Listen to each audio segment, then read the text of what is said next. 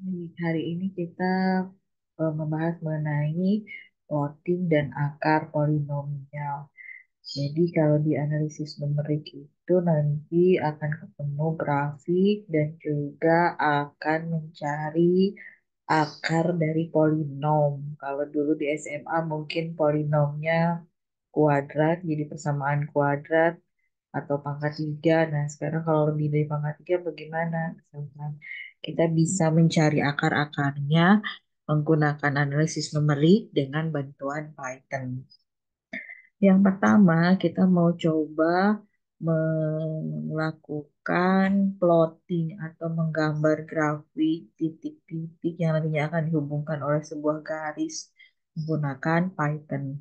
Nah, misal saya mau membuat grafik dari fungsi sin X dan juga cos X.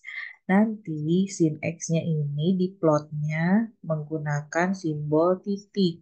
Jadi simbol titik itu ini. Titik simbolnya pakai O, kemudian di strip. Jadi artinya kalau di strip ini dihubungkan dengan solid line. Setelah titik pada titik X itu dihubungkan dengan solid line. Oh ya, untuk menggunakan atau menyusun plotting ini kita menggunakan modul Matplotlib. Nah, Matplotlib ini memang bukan bawaannya dari Python, sehingga seperti nanti kita bisa install dulu pada Jupyter masing-masing atau pada Python yang CMD. Perintah installnya ini sama seperti yang kemarin nanti pip install matplotlib. Jadi nanti kalau kita sudah perintahkan dia untuk menginstal akan ada import matplotlib-nya. Nah, biasanya untuk mempermudah menulis matplotlib ini yang pgplot itu disingkat jadi PLT. Gitu. Jadi ini matplotlib singkatannya jadi PLT. Biasanya kalau NumPy kan jadi NP, kalau matplotlib ini jadi PLT. Nah, misal ini kita mau gambar fungsi sin sama fungsi cos. Jadi sin itu pakai titik, kalau cos itu nanti setiap plot-plot titiknya ini pakai simbol segitiga.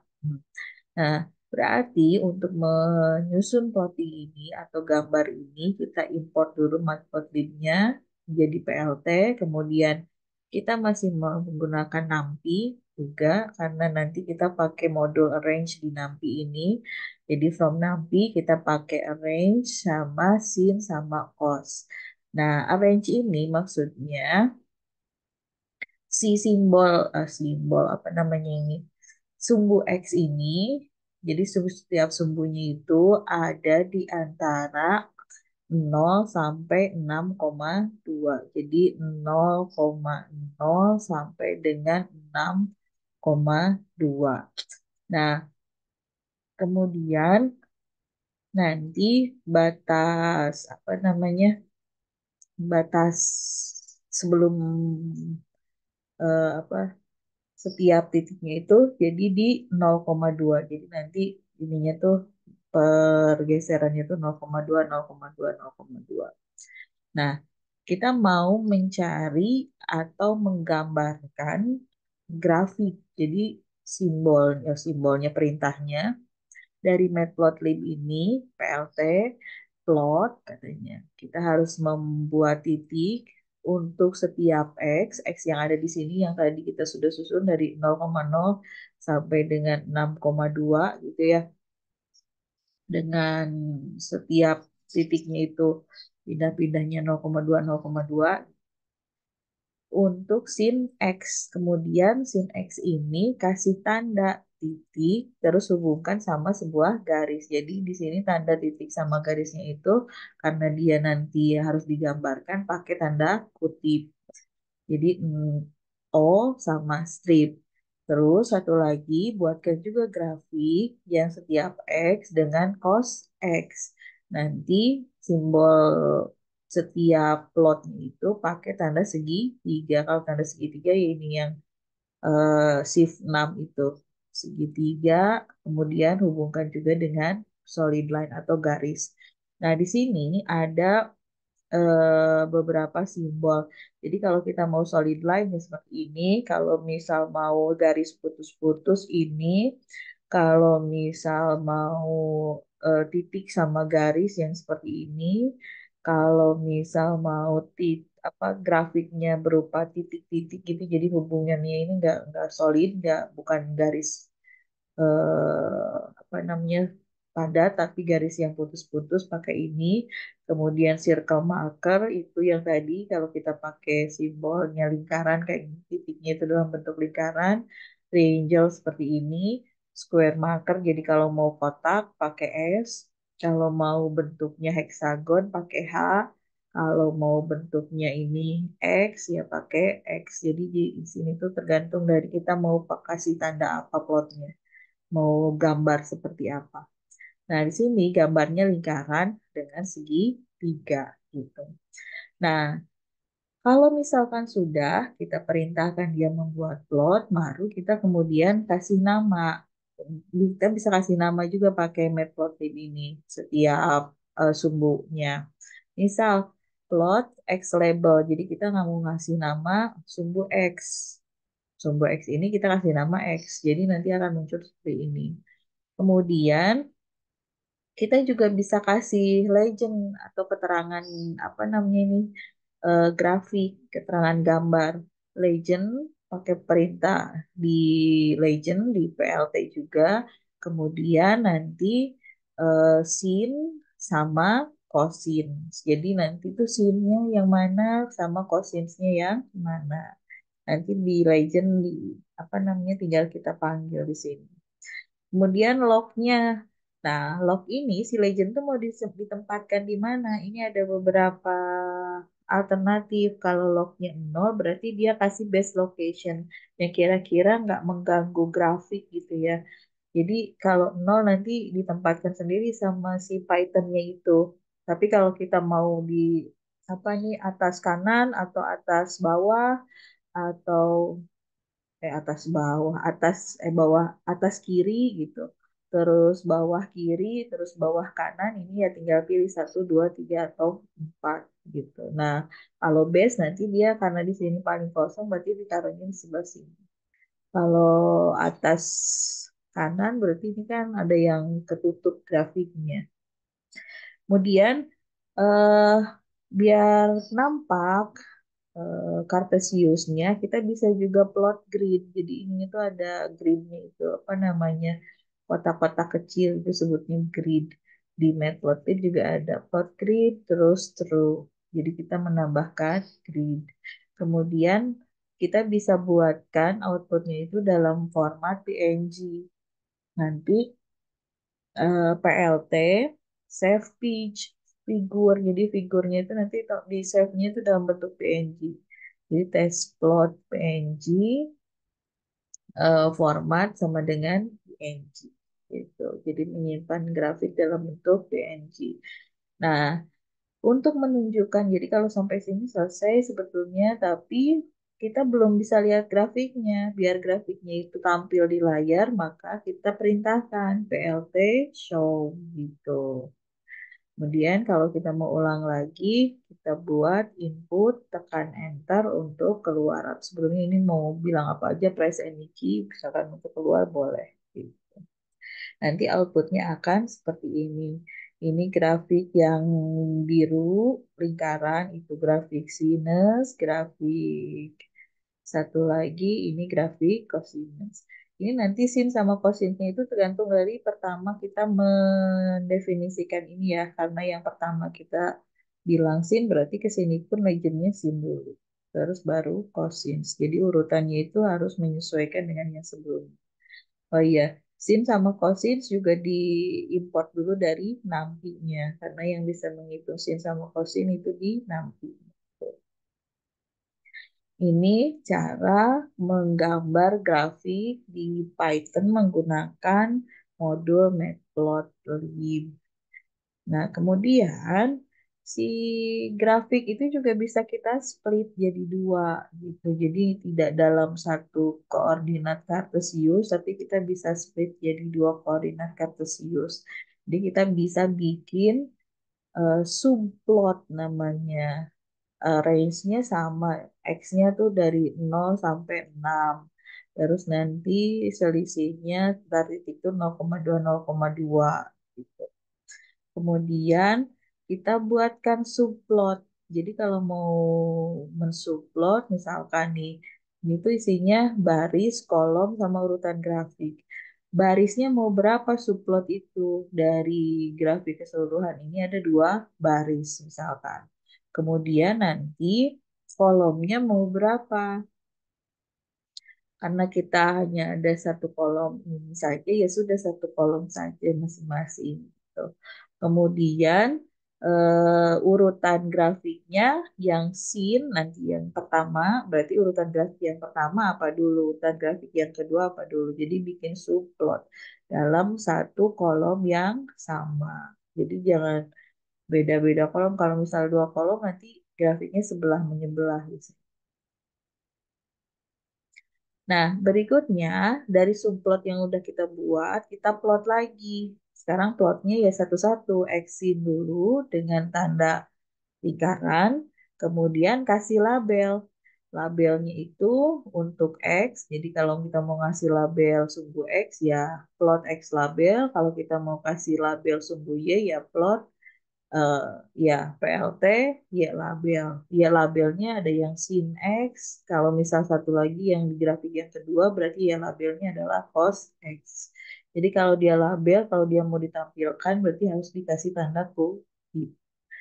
Nah, kemudian yang subplot kedua juga sama. Kita mau subplot 2 baris, satu kolom untuk urutan yang kedua. Jadi yang atas dulu sin, baru urutan yang kedua yang bawah tuh cos gitu. Nah, nanti X labelnya berarti X, tapi Y labelnya berarti dia cos. Pakai grid biar bagus, biar didapat eh, apa namanya titik-titik yang ada di grid tersebut, kemudian tunjukkan grafiknya pakai PLT show, kemudian input tekan enter untuk keluar. Gitu. Nah, hasilnya seperti ini. Jadi ada 2 grafik. Gitu. Ini plotting dengan Matplotlib. Kemudian di apa namanya analisis numerik itu kita bisa mencari akar polinomial dengan metode setengah interval. Jadi kalau polinomial itu kan dulu pakai rumus ABC ya kalau fungsi kuadrat. Kalau polinomial yang eh, lebih dari pangkat 2 itu dulu tuh pakai rumus apa ibu lupa. Yang hasil bagi itu. Ada rumusnya sendiri. Nah, pakai Python itu jauh lebih mudah. Gitu. Jadi algoritmanya kalau metode setengah interval itu atau dissection, di sini dikenal juga sama dissection. Yang pertama, kalau kita punya grafik polinom seperti ini, fx di sini, maka nanti ambil titik kiri, titik kanan, x1, x2. Terus cari tengah-tengahnya ada di mana. Ini misalkan tengah-tengahnya x3. X3 ini terus cari nilai fx-nya. Apakah dia sudah mendekati 0 ke sini atau belum? Kalau belum, berarti nanti si X3 ini kita jadikan sebagai titik awal berikutnya. Jadi misalnya ini X2, ini X3, cari lagi titik tengahnya. Jadilah di sini X4 misalkan. Nah, X4 ini udah mau dekat misal ke sumbu X. Dia X4 kan ada di sini. Gitu. Padahal akar persamaannya di sini. Jadi kita lanjutkan lagi iterasinya. X4 dengan X3. Dapatlah X5. X5 malah lebih jauh lagi. Tapi dari sini kita bisa lanjutkan lagi. X5 sama X4 nanti tengah-tengahnya pasti ada di sini X6. Terus saja sampai nanti ketemu akar persamaannya. Nah, ini disebutnya sebagai metode setengah interval karena kita ambil satu interval bagi 2. Terus interval yang baru yang lebih kecil tentu saja bagi 2 lagi. Ini dapat lagi bagi 2 lagi. Jadi fungsinya itu seperti ini. itu fungsi interval yang sama. Jadi kalau misalkan si fxi-nya itu i, nanti x1, x2-nya itu kalau kita kalikan kurang dari 0, apa namanya, maka i- apa pada perubahan tanda dari fungsi fxi dan fxi plus satu. Jadi pasti ada yang satu di atas, satu di bawah gitu. Jadi kalau dia kurang dari 0, si fx-nya itu nanti dia akan ada titik yang fx-nya di atas dan di bawah. Karena kan satu di bawah tuh negatif, yang satu yang di atas positif. Kalau dikalikan pasti kurang dari 0. Nah, perkiraan pertama, jadi ini dulu ya, carinya dua titik yang kalau misal kita ambil atau masukkan ke fx, itu fx-nya tuh nilainya ada yang positif, ada yang negatif gitu. Nah, kemudian kita cari titik tengahnya. Titik tengahnya itu xt tadi jumlahkan bagi 2. Si xi sama xi plus 1 ini kita jumlahkan bagi 2. Interval ini kita jumlahkan bagi 2. Kemudian lihat nanti si xt ini kalau dikalikan dengan fxt maksudnya yang tengah-tengah ini kalau dikalikan dengan fx dia kurang dari 0 atau tidak.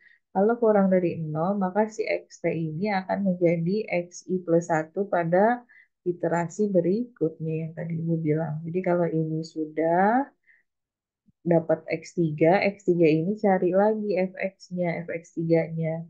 Kalau fx3 dengan fx2 ini di bawah ini di atas berarti atau ini negatif ini positif hasil kalinya itu pasti negatif kurang dari 0 maka ini akan menjadi xi plus 1 pada iterasi berikutnya. Jadi ini cari lagi nanti dapat lagi. Nah, seperti itu. Kalau lebih dari 0 maka yang jadi misalkan X3-nya tadi nggak dapat di sini tapi dapatnya di sini.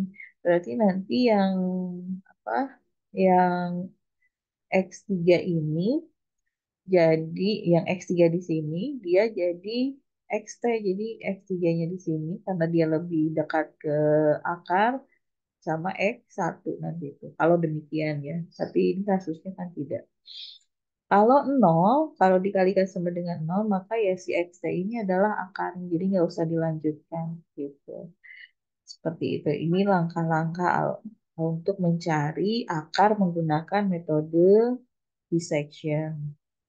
Nah, di Python kita bisa menggunakan algoritma tadi, masukkan ke dalam bahasa pemrograman, misalkan kita definisikan dulu fungsinya. Misal kita mau mencari akar polinom dari x pangkat 3 dikurangi 5x dikurangi 9. Ini kalau pakai rumus apa sih namanya tuh? Bukan L'Hopital, tapi rumus, Ibu lupa rumus Hess ya. Nah, adalah rumus yang untuk polinom itu. Tapi kalau pakai Python, definisikan dulu fungsinya. Misal definisi fx itu adalah ini. X pangkat 3, 5x kurangi 9. Jadi def fx return, jadi fx itu nantinya adalah ini. Return x pangkat 3, 5x kurangi 9. Lalu kita rumuskan metode setengah intervalnya. Jadi Ibu bilangnya bisection aja ya, biar nggak terlalu panjang. Kalau setengah interval kan panjang. Bisection x0 x1 jadi xi plus 1 jadi di sini biar nggak terlalu panjang x0 x1 sama itu galatnya nanti. Nah, galat tuh ya ininya apa batas kesalahannya. Kemudian kita mau ambil langkah yang pertama. Misalkan langkah itu dari mulai satu dulu ya. Jadi iterasinya iterasi ke satu. Nah, sebelum biar bagus tampilannya, jadi nanti print dulu hasil penghitungan metode setengah interval. Jadi di sini tuh ada nanti tampilan seperti ini. Ini tambahan aja sih sebetulnya nggak masuk ke algoritma pun nggak masalah.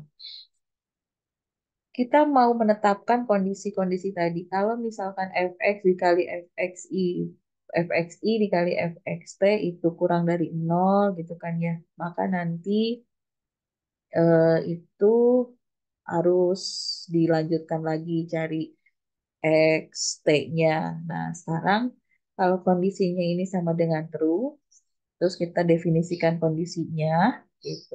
Kondisinya itu yang pertama xt, tadi kan xt itu eh, jadi xi berikutnya ya, katakanlah dia jadi x2.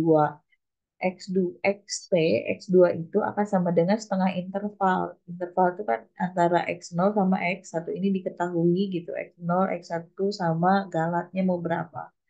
X0, X1 per 2. Nah, jadi nanti ini iterasi ke berapa? Misalkan.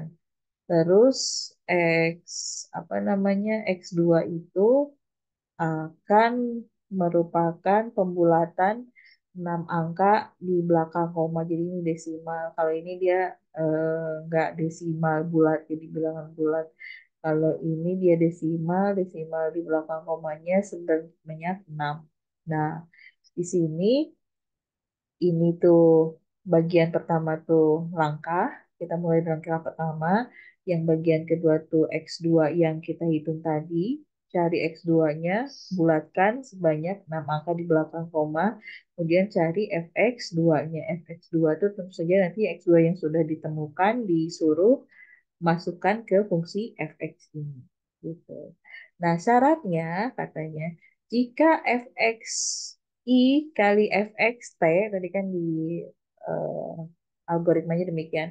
Fx itu siapa? X0 kali fx t itu x2 kurang dari 0, maka nanti si X2 ini akan menjadi XI plus 1. XI plus 1 kan ini XI-nya. X1 itu akan sama dengan X2. Jika tidak, kalau lebih besar kan tadi, maka yang jadi X2 ini akan menjadi X0 gitu. Nah, langkah berikutnya ya berarti langkah yang di awal tadi ditambah 1. Kemudian kondisi ini, kalau misal absolutnya sudah lebih dari galat, jadi galatnya itu kan batas minimum ya. Kalau misalkan dia masih lebih dari, ya lanjutkan lagi gitu. Nah, terus nanti print akar persamaan dari eh, jadi si X2-nya ini. Jadi kalau misalkan udah lebih dari galat, lanjutkan lagi. Ini akar jadilah print akar persamaan. Kemudian eh, kita ke sini memasukkan titik awal. Jadi untuk mengoperasikan si algoritma ini, kita kan butuh tadi X0, X1 sama galat tadi. Jadi X0-nya input XI misalkan sama dengan berapa, X1-nya input XI plus 1 sama dengan berapa, terus E-nya galatnya nanti sama dengan berapa. Kemudian konversi titik awal ini jadi float. Kenapa Bu jadi float? Karena kan nanti si X0-nya itu akan menggantikan X yang ada di sini gitu. Jadi dia bukan lagi numerik biasa, tapi dia udah jadi float. Numerik yang terikat dengan variabel-variabel yang sudah didefinisikan sebelumnya. Nah, sekarang evaluasi titik awalnya ini yang kita input tadi fx0 sama fx itu udah lebih dari 0,0 atau tidak. Kalau misal lebih dari 0,0, jadi sebelum masuk ke sini evaluasi awal dulu di sini. Titik awalnya tidak memuat akar, jadi kita suruh memasukkan titik yang baru. Tapi kalau misalkan kurang dari 0,0, maka dia akan masuk ke langkah ini. Nah, kalau misal kita ini else bisection, jadi kalau misal nggak begini, makanya dia langsung balik ke sini. Jadi sebelum ke bisection ini, dia evaluasi awal setelah kita input. Tapi kalau misalkan evaluasi awalnya lolos, dia bisa langsung masuk ke dissection ini. Jadi nanti kita dapat kalau di run ini hasilnya kita disuruh input X1, masukkan 2, misalkan XI plus 1-nya 3, X galatnya misalkan 0,001. Kalian bisa bikin galatnya lebih kecil lagi, lebih bagus. Jadi nanti kalau kita enter habis dari sini, maka muncul iterasi sampai 24. Ini udah mendekati ke 0. Jadi nggak ada lagi desimal yang lain. Nah, berarti artinya dia sudah ada di sumbu X. Setidaknya hampir mendekati sumbu X, walaupun misal tidak persis. Dan akarnya berarti yang ini. 2,85519. Itu kalau menggunakan metode bisection. Berikutnya, kita juga bisa menggunakan metode Newton-Raphson. Metode Newton-Raphson ini bedanya di hasil evaluasinya ini. Jadi kalau tadi bisection bagi dua, kalau Newton-Raphson ini kita gunakan gradien. Gradien itu adalah turunan dari fx-nya itu sendiri kan, turunan dari sebuah fungsi. Jadi kita ambil sembarang titik, katakanlah xi, terus nanti xi-nya ini cari fxi-nya berapa. Nah, dari fxi ini kita cari gradien atau garis singgung yang memotong xi ini, xi fxi titik xi fxi. Nanti gradien ini atau garis singgung ini perpanjang sampai sumbu X, kita dapatlah dia apa namanya perpotongan dengan sumbu X, jadilah dia XI plus 1 gitu. Nah, XI plus 1 ini nanti akan menjadi eh, titik iterasi berikutnya. Jadi X I plus 1 cari lagi fxi-nya di sini, fxi plus 1-nya, terus cari lagi gradien di sini, dan seterusnya sampai dia dapat sumbu perpotongan si xi plus 1-nya itu sampai ke sini. Jadi ini pakai metode Newton-Raphson. Nah, jadi fxi plus 1 kalau mendekati 0, maka xi plus 1-nya itu adalah akar persamaan. Gitu ya. Tapi kalau misal belum, dilanjutkan kembali ke langkah yang ini, cari lagi sampai garis singgung, apa namanya, cari garis singgung lagi, cari garis singgung lagi sampai dia mendekati 0. Nah, di apa nama di Python kita bisa mendefinisikan algoritma tadi juga sama. Yang pertama, definisikan dulu fx-nya.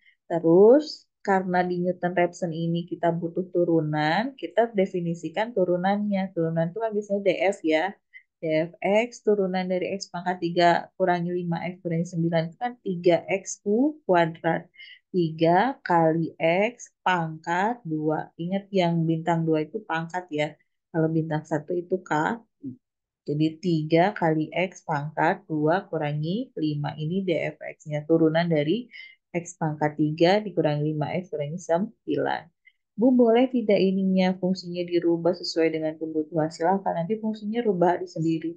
Tapi algoritmanya bisa menggunakan algoritma yang sama. Loopingnya ibu pakai, iterasinya ibu pakai looping yang while. Kalian bisa gunakan looping yang lain yang sudah kita pelajari sebetulnya. Iya. Oh iya, ini mendefinisikan fungsi turunan. Ibu tulis lagi di langkah yang kedua. Ini nggak harus sebetulnya ini sama aja, cuman pas screenshotnya ini ke bawah lagi. Kita lanjutkan untuk merumuskan algoritma Newton-Raphson. Jadi Newton-Raphson ini boleh disingkat jadi NR atau apapun lah ya. Ibu tetap tulisnya Newton-Raphson. Karena Newton-Raphson itu cuma butuh XI saja. Jadi kita taruh di sini X1 sama galat. Print ini biar bagus tadi tampilannya. Kondisinya true, while kondisinya X2 itu, XT itu akan sama dengan XI dikurangi FXI. Tadi kan di Newton-Raphson tuh evaluasinya ini ya rumusnya. XI plus 1 itu sama dengan XI, FXI dibagi dengan turunan dari XI. Berarti X2 sama dengan X1 kurangi FX1 turunan dari DFX1. Lihat ininya ya, kurungnya. Jadi setelah dikurangi itu, kalau dia pembagian dikasih kurung. Print iterasi ke, jadi nanti biar kelihatan iterasinya, iterasi keberapa, iterasi itu mulai dari langkah yang tadi kita definisikan sebagai langkah ya. Kemudian X2-nya itu ini, rumus ini, kemudian fx2-nya dari X2 ini nanti dibalikin ke definisi fx itu sendiri. Tadi ininya kalau yang ini tuh sudah lebih apa fxi dibagi dfxi-nya itu udah lebih dari galat, maka xi itu sama dengan x2. Kemudian langkah itu berjalan, kemudian kondisi itu tadi kalau ininya lebih dari ini galat, maka dia eh, apa namanya balik lagi ke kondisi ini. Selesai maksudnya, nggak balik lagi ke kondisi ini. Print akar persamaan ini. Kemudian langkah yang ketiga, masukkan titik-titik yang harus ada gitu, inputan yang harus ada. Yang harus ada itu tadi kan XI sama galat. XI-nya berapa, X1-nya berapa, galatnya berapa. Jadikan dua variabel ini sebagai variabel float, yang inputan ini jadi float. Kemudian apa ini namanya uji awal dulu bahwa lihat fx-nya kurang dari ini atau kurang dari galat atau tidak. Kalau kurang dari galat, berarti nanti titik awalnya itu adalah akar persamaan. Kalau lebih dari galat, ya langsung ke sini, ke Newton-Raphson ini yang algoritma. Jadi kalau kita run, ini dapat iterasinya itu semakin kecil gitu. Dibandingkan dengan yang metode setengah interval, Newton-Raphson ini iterasinya lebih sedikit. Jadi nanti tidak banyak menghabiskan waktu untuk mencari polinom menggunakan metode Newton-Raphson karena ternyata cuma 5 kali saja sudah ketemu akarnya gitu. Jadi di sini 5 iterasi sudah dapat 0,0 fx2-nya gitu. Nah, hari ini sampai di sini dulu. Jadi nanti kita ketemu lagi minggu depan menggunakan Python untuk mencari rumus-rumus atau analisis-analisis numerik lainnya. Terima kasih.